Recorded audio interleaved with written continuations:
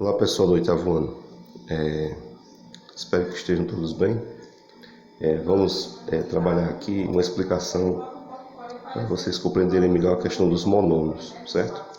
Então lá no começo a gente viu, se você escreve coisas dessa forma,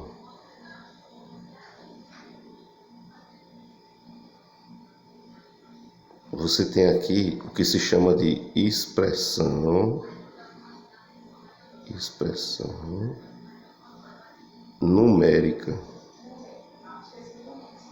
certo? Por quê? Porque todos os termos dessa expressão são conhecidos. Isso aqui é um número conhecido, isso aqui é um número conhecido, um cálculo entre eles, no caso uma adição, um resultado que você conhece, ok? Então isso é uma expressão numérica. Essa expressão numérica vocês viram há um certo tempo, viu que tinha aquelas regras de resolver, primeiro fazer potências e raízes, depois a divisão e multiplicação, por fim a adição e subtração. Quando tinha parênteses, colchetes, chaves, tinha que resolver o que tinha dentro desses símbolos primeiro. Tem todas aquelas regras, certo? Quando é que a expressão numérica se torna uma expressão algébrica? Certo? Então, na hora em que eu faço isso aqui, há um termo nessa expressão que eu não conheço o valor. Então, essa daqui é uma expressão algébrica. Eu me expressei, certo? Por exemplo, eu comprei um produto de valor X desconhecido, ok? Mas esse produto, com mais R$5 que eu tinha, eu acabei gastando 30. Então eu transformo essa expressão numa equação que vai me dar condições de descobrir o valor desse produto. Mas quando uma expressão que envolve cálculo tem um termo representado por letra desconhecido no primeiro momento, você chama de expressão algébrica. Quando existe a igualdade, ela vai passar a ser uma equação que a gente vai ver mais à frente, ok? Então eu cheguei aqui na palavra termo. Por que termo? Os termos são separados por esses cálculos aqui, Sempre que houver uma soma, uma subtração, você vai ter termos separados. Então, o que é que vem a ser o monômio? O monômio é um termo, certo? Um termo da expressão. Mono vem do sentido um, certo? Monocultura, certo? Monocromático, que é só uma cor. Monocultura é só um tipo de cultura, né? Vocês veem na história. Então, o monômio é um dos termos da expressão. Esse termo, ele pode ser um termo só numérico, certo? Por quê? Porque você pode ter aqui, 3 é um termo, 5 é um termo, certo? Você conhece o 3, conhece o 5, são só números. E você pode ter o termo algébrico, certo? Que é quando envolve o quê? Quando envolve a letra, ok? Então, cada vez que você tem uma combinação ou só de número, ou de número com letra, certo? Ou só de letra, você tem o monômio, certo? O monômio, ele vai sempre, por exemplo, eu vou escrever aqui 3 monômios diferentes. Então, vou escrever aqui, esse monômio aqui, esse daqui, esse daqui. Então, eu tenho 3 monômios aqui, certo? Um monômio pode conter só a parte literal, é esse caso aqui. Pode conter a parte numérica e a parte literal, ou seja, ele pode ter só letra e pode ter número e letra. Porém, esse número e letra é sempre combinado com uma multiplicação ou divisão, certo? Se houver aqui mais e menos, passa a ser 2 termos separados, então 2 monômios. E pode ter a letra com algum coeficiente. Que o que é que isso aqui indica? A ao quadrado, certo? É o mesmo que fazer o quê? A vezes A.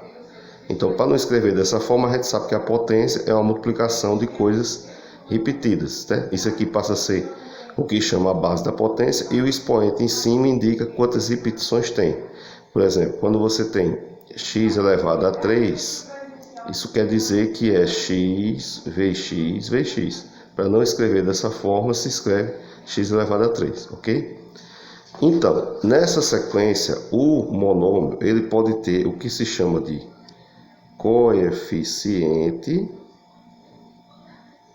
Ele pode ter, não, ele tem e parte literal, certo? Parte literal. O que é o coeficiente? É o número que está na frente. Então, por exemplo, eu tenho aqui o monômio 3x. Quem é o coeficiente? É o 3. Quem é a parte literal? O x. Eu tenho o monômio 2ab. Quem é o coeficiente? É o 2. Quem é a parte literal? AB. Eu tenho o monômio y. Quem é o coeficiente? 1. Atentem para isso aqui, viu? Quando não tem número nenhum visível na frente da letra, há um número. Se não existisse número nenhum aqui fosse 0, não existiria letra, porque dá sempre uma multiplicação, 0 vezes qualquer valor, qualquer coisa, dá sempre 0. Então isso aqui sumiria. Então, subtendo que é 1, como ele é neutro na multiplicação, não precisa colocar. Não viu o número, é porque o número é 1. E a parte literal, y, certo? Essa parte literal aqui também determina o grau. Por exemplo, o que seria o grau aqui? O grau é quantas vezes a letra apareceu, ou quantas letras tem, que pode ser a mesma letra repetida e pode ser letras diferentes, certo? Então, por exemplo, nesse caso aqui, eu tenho um monômio de primeiro grau. Por quê? Porque só tem uma letra. Nesse caso aqui, eu tenho um monômio de segundo grau. Por quê? Porque tem duas letras. Nesse caso aqui, eu tenho um monômio de primeiro grau. Por quê? Porque só tem uma.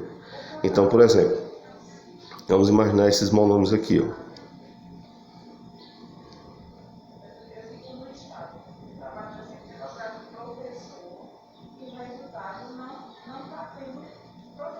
Certo? Então aqui, ó, eu vou ter um monômio de segundo grau, porque eu tenho duas letras. Aqui eu vou ter um monômio de primeiro grau, que eu tenho só uma letra. Aqui eu vou ter um monômio de terceiro grau, porque eu tenho uma letra, mas ela está repetida 3 vezes, né? Você lembra que ela, x a terceira é como se fosse x, x, x. E quando é que os monômios vão ser semelhantes? Semelhantes, justamente quando essa parte literal aqui, essa parte de letra, for a mesma. Por exemplo, 4x e 8x, 3ab e 7ab, menos 8y e 1 meio de y. Então, observe que as partes que têm letras são as mesmas. Não importa o coeficiente, o número que está na frente, positivo, negativo, fracionário, seja o que for. Se a parte com a letra for a mesma, você vai ter dois monômios semelhantes. Isso vai ser importante, porque mais adiante a gente vai começar a fazer cálculos com esses monômios. Você só pode juntar ou diminuir coisas que tenham a mesma parte literal, ou seja, que sejam semelhantes. Ok? Isso aqui vai ajudar vocês a preencher melhor essa tabela que está na atividade da aula e depois a gente enviar a correção. Obrigado a todos, bom estudo, bom fim de semana.